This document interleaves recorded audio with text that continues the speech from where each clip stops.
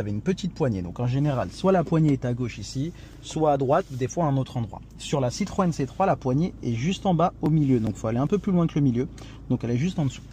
Pour votre volant, pour le régler, ici on est sur une Citroën C3 qui a un volant assez grand. Donc en fait votre compteur, il va falloir le voir entièrement à cet endroit-là. Sur par exemple les nouvelles 208, le volant, en fait, la marque de fabrique de Peugeot actuellement, si je dis pas n'importe quoi, c'est que les volants sont un peu plus petits. Donc quand le volant il est un peu plus petit, le compteur il va falloir le voir entièrement au-dessus. Mais quand le volant est plus balèze, en général, c'est ici. Comme je l'ai dit, c'est en général. Ça dépend encore une fois de la taille. Donc il faudra avoir le compteur entièrement ici. Et en fait, le volant, regardez, vous pouvez le tirer, le descendre et le remonter.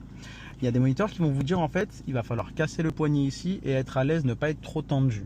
Donc du coup, vous pouvez faire cette technique-là, ou moi tout simplement, en général, je le descends au max, je le tire au max, et ensuite je règle en fonction du compteur. Il faut que vos bras soient ni trop fléchis, ni trop tendus. Donc il faut que vous soyez à l'aise.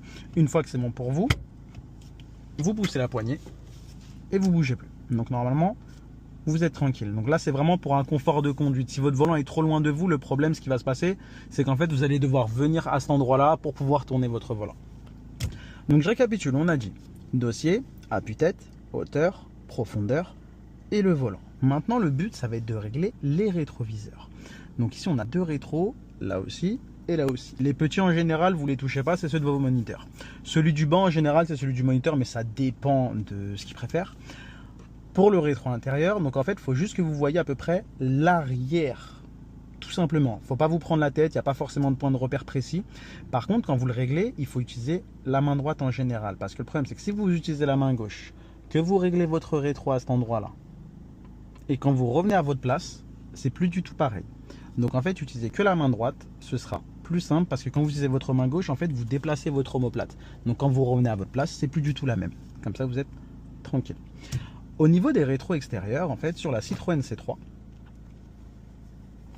vous avez des boutons normalement sur les véhicules qui sont positionnés ici. Sauf que sur la Citroën C3, c'est un petit peu relou. Vous avez le bouton rétro qui est dessiné à cet endroit-là, qui est à cet endroit-là. Donc en fait, je vous explique. Vous avez un petit joystick comme sur la PlayStation ou sur la Switch avec un trait. Et là, vous avez deux rétros qui sont dessinés. Donc si vous voulez tourner, par exemple, si vous voulez aller sur le rétro gauche, le trait, il faut le mettre sur le rétro gauche. Et si vous tournez un peu plus, vous allez voir ce que ça donne. On va tourner un peu plus à gauche. Regardez le rétro. Il va se refermer.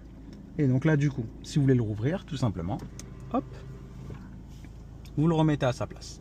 Pour régler les rétros, pour voir la poignée de la porte arrière à cet endroit-là. Donc c'est ce qu'on va faire. On va utiliser le joystick qui est juste ici. Donc regardez, on peut le descendre, le monter, le ramener à gauche et ça bouge votre rétro. Donc là, on va essayer de mettre la poignée arrière dans le petit coin. Hop, le problème de la C3, c'est qu'en fait, on est penché. Donc quand on revient à notre place, c'est plus forcément la même. Donc on essaye de mettre la poignée arrière à cet endroit-là. Donc vous voyez que la poignée arrière à cet endroit-là, on voit assez bien. Sauf que sur la C3, la poignée arrière, il vaudrait mieux la mettre à cet endroit-là. Pourquoi à cet endroit-là? On va le comprendre tout de suite. Hop. Donc là, on voit beaucoup mieux en fait. On voit plus bas, plus large et on est plus tranquille. Donc en fonction des voitures, parce que ça peut être la poignée arrière ou la poignée avant. Sur ce véhicule-là, c'est la poignée arrière à cet endroit-là. Donc ce que vous faites, c'est que vous mettez la poignée arrière à cet endroit-là. Si vous voyez que vous voyez rien, vous la mettez un peu plus haut. Et parfois, en fonction des voitures, ça peut être la poignée avant. Tout dépend de la forme de votre rétro.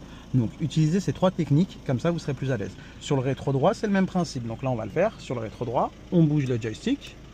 Et donc là, on va essayer de mettre la poignée arrière dans le coin en bas à gauche. Donc là, vous voyez, elle est dans le point à gauche. Donc on voit à peu près. On va essayer de la remonter pour la mettre un peu plus à cet endroit-là. Et vous voyez, je vois plus bas et plus loin et plus large. Donc voilà votre installation. Et puis n'hésitez pas juste à demander si tout le monde a bien la ceinture. Et vous pouvez partir.